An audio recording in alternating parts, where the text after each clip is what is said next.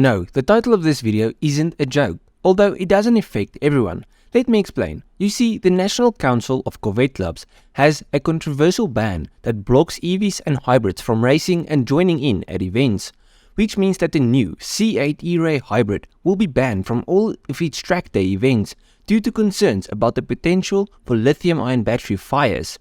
Furthermore, at events where electric vehicles and hybrids are driven to, there is also a mandate that the cars must park at least 30 feet away from buildings and other vehicles at said events. Now, when this rule got shared on the Corvette forum, it must have sucked if you had an E-Ray. I mean, the E-Ray is the fastest accelerating Corvette ever and the second most powerful Corvette after the new Z06. So unleashing its power on track would have been a lot of fun. And this isn't actually a new rule by the NCCC. You see, in the NCCC competition rulebook, there is a rule that prohibits electric and hybrid vehicles using lithium-type battery packs from competitive events. And this has never been a problem, but the E-Ray happens to be the first Corvette to use a lithium-ion battery, so all of the new owners will fall under that rule.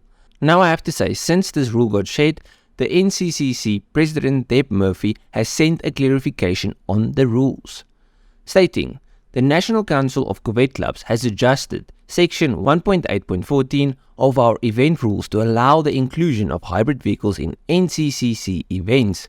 The rule was originally intended only to apply to fully electric vehicles. The Chevrolet Corvette E-Ray will be allowed to compete. I believe the quickest Corvette in history will be a great addition to our future events."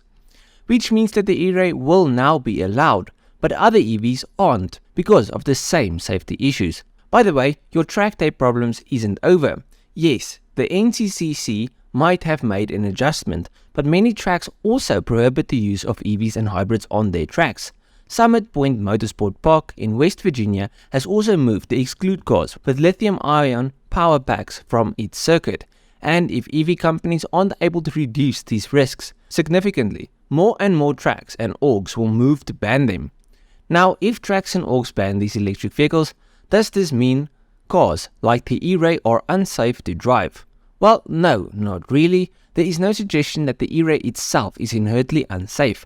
However, vehicles equipped with lithium-ion batteries like the Chevy Bolt, Teslas, the Hummer, all cars that have got lithium-ion battery packs have been known to experience fires.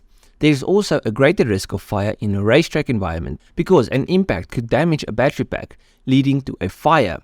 And electrical fires are no joke. You see, these batteries contain highly flammable electrolytes and produce intense heat when they catch fire. Moreover, electric car fires are difficult to extinguish. In fact, first responders have said that it can take up to 3,000 gallons of water and up to 24 hours to put out one of these fires. And after they have been extinguished, they might reignite. This is because the intense heat generated by the battery can cause it to rupture and release more flammable gases, which can reignite when exposed to air.